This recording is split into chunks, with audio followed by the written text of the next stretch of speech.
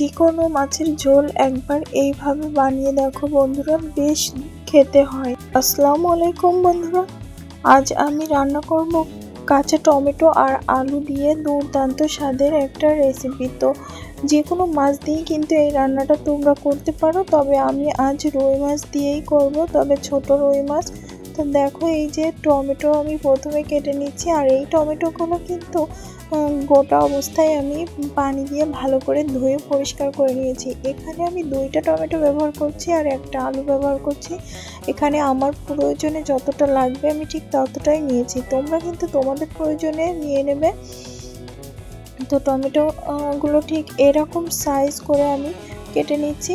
তো এইভাবেই কেটে নেবে কিন্তু বন্ধুরা। কাঁচা টমেটো কিন্তু এই শীতকালেই পাওয়া যায়, তো শীত শেষ হয়ে যাওয়ার আগেই কিন্তু এই কাঁচা টমেটো দিয়ে এইভাবে যে কোনো মাছের তরকারি তোমরা রান্না করে দেখতে পারো, বেশ মজা হয়। আমার কাছে হয়তো তোমাদের কাছেও খুব ভালো লাগবে।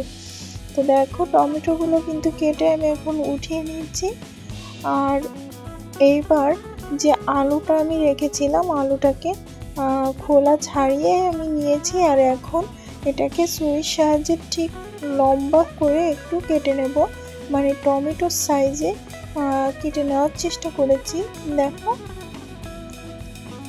তো এই যে রান্নাটা যেমন করতে একদমই সহজ, খেতেও কিন্তু বেশ লাগে।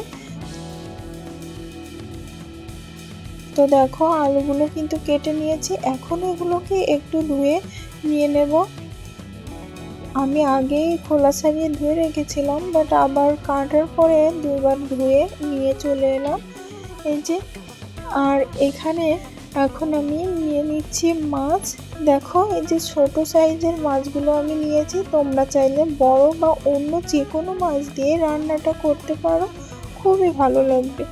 এখন এগুলোকে ম্যারিনেট করে নেব। ম্যারিনেট করে নেওয়ার জন্য এখানে প্রথমে লবণ দিয়ে দিলাম, হলুদ দিয়ে দিলাম, আর শুকনো মরিচের গুঁড়া দিয়ে দিলাম।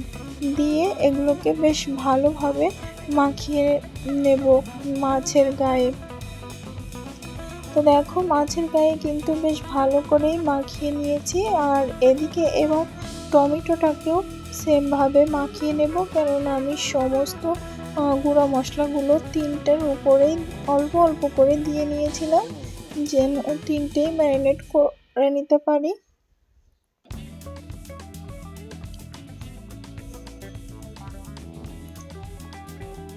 তোমরা যারা আছো কাঁচা টমেটো পছন্দ করো না, এভাবে কিন্তু রান্নাটা করতে পারো, বেশ মজা লাগে কিন্তু। দেখো, সব ম্যারিনেট করে নেওয়া হয়ে গেছে। এখন চুলায় চলে আসলাম, ফ্রাই প্যানে দিয়ে দিলাম বেশ খানিকটা তেল, আর তেলটা অনেক বেশি হিট করে নিয়েছি। নিয়ে এখন একে একে মাছগুলো দিয়ে দিচ্ছি। তো মাছগুলোকে আমি প্রথম সাইডটা 5 মিনিটের মতো হাই হিটে ভেজে নিয়েছি, এতে করে নিচে লাগবে না, আবার খুব ভালোভাবে আস্তে আস্তে উঠে আসবে, কালারটাও সুন্দরভাবে হয়ে। অবশ্যই এটাকে লাল লাল করে ভেজে নিতে হবে মাছগুলো। তো দেখো, আমার 3টে মাছই কিন্তু একসাথেই উঠে এসেছে। আর এই যে অপর সাইডটাও দেখো, উল্টে দিলাম, আর এই অপর সাইডটা মোটামুটি আরও 3 থেকে 4 মিনিট মতো ভেজে নেব হাই ফ্লেমে। তো এই যে মাছটা বেশ 2 সাইডই লাল লাল ভাবে ভাজা হয়ে গেছে, এখন আমি একটা পাত্রে উঠিয়ে নিচ্ছি। তো তোমরা কিন্তু মাছের পরিমাণটা বেশি রাখতে পারো, আমার এখানে কিন্তু যতটুকু লাগবে আমি ততটুকুই নিয়েছি। তোমাদেরকে বারবার বলছি, এখানে অল্পই লাগছে আমার, তাই আমি অল্পই নিয়েছি সব কিছু। আর ওই একই তেলের ভিতরে দিয়ে দিলাম 5 ফোড়ন অল্প করে। তো 5 ফোড়নটা এই 30 সেকেন্ডের মতো ভেজে নেওয়ার পর এখানে আমি যে আলুগুলো রেখেছিলাম সেগুলো দিয়ে দিলাম। আলুটাকে বেশ ভালোভাবে ভেজে নেব লাল লাল করে। তো এই আলুটার ভিতর কিন্তু 5 ফোড়নটা বেশ যায়, তাই আমি একটু এখানে 5 ফোড়নটা ব্যবহার করলাম। তো দেখো, আলুটাকে এই 4 থেকে 5 মিনিট মতো একটু মিডিয়াম ফ্লেমে রেখে ভেজে নিলেই হয়ে যাবে। তারপর এখন এই একই আলুর ভিতরে দিয়ে দিচ্ছি টমেটো, কাঁচা যে টমেটোগুলো রেখেছিলাম সেই টমেটোগুলো দিয়ে দিলাম।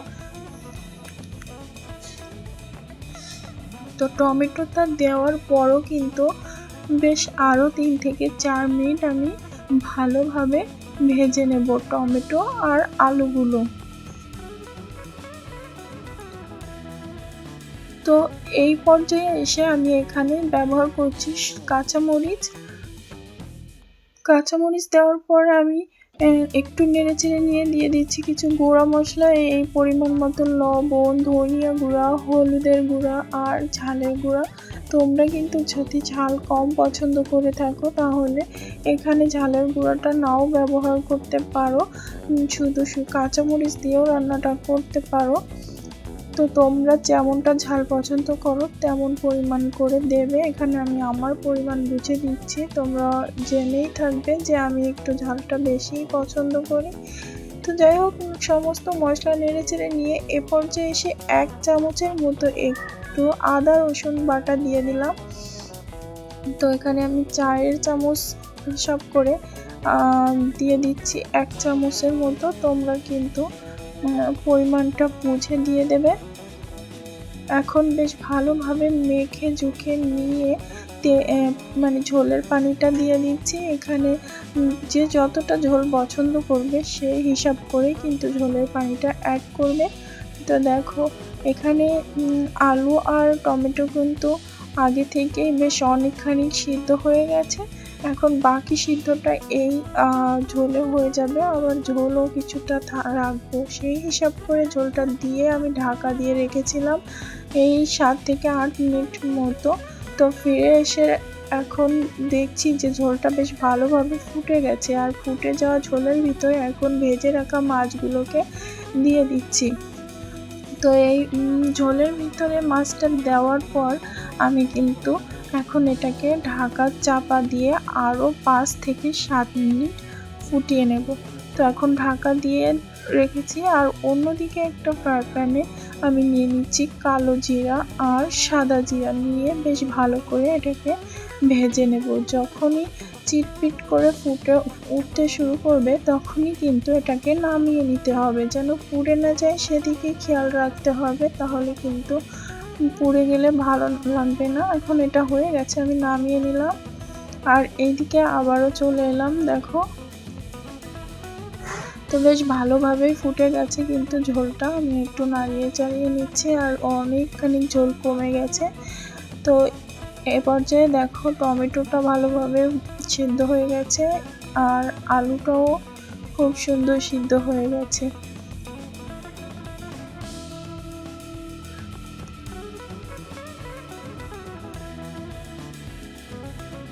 তো এই পর্যায়ে এসে আমি যে মশলাটা ভেজে গুঁড়ো করে নিয়েছি সেটা দিয়ে দিলাম।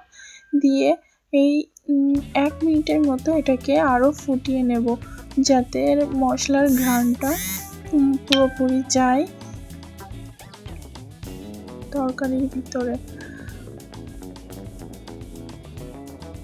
তো বন্ধুরা, আমার ভিডিওটি যদি তোমাদের ভালো লেগে থাকে চ্যানেলটিকে সাবস্ক্রাইব করো, লাইক কমেন্ট শেয়ার করে আমার সাথে থেকো। তো দেখো এ পর্যায়ে এসে আমি কিন্তু এখন ঢাকা দিয়ে আর রান্না করব না, গ্যাসের ফ্লেমটা অফ করে তারপর ঢাকা দিয়ে দেব। কিছু সময় পর ফিরে আসছি। তো দেখো রান্নার এই হচ্ছে ফাইনাল লুক, দেখতে কিন্তু দারুণ হয়েছে। তো এখন তোমাদেরকে পরিবেশন করে দেখাবো। তো গরম ধোয়া ওটা ঝুরঝুরে ভাতের সাথে কিন্তু এই রান্নাটা খুব ভালো লাগবে। তোমরা এই মাছ নয়, যে কোনো মাছ দিয়ে রান্নাটা ট্রাই করতে পারো, বেশ ভালো লাগবে।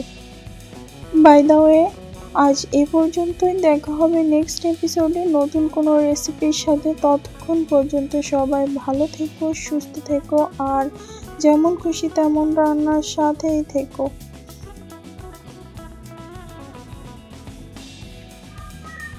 তো পুরো ভিডিওটা দেখার জন্য ধন্যবাদ। আল্লাহ হাফেজ।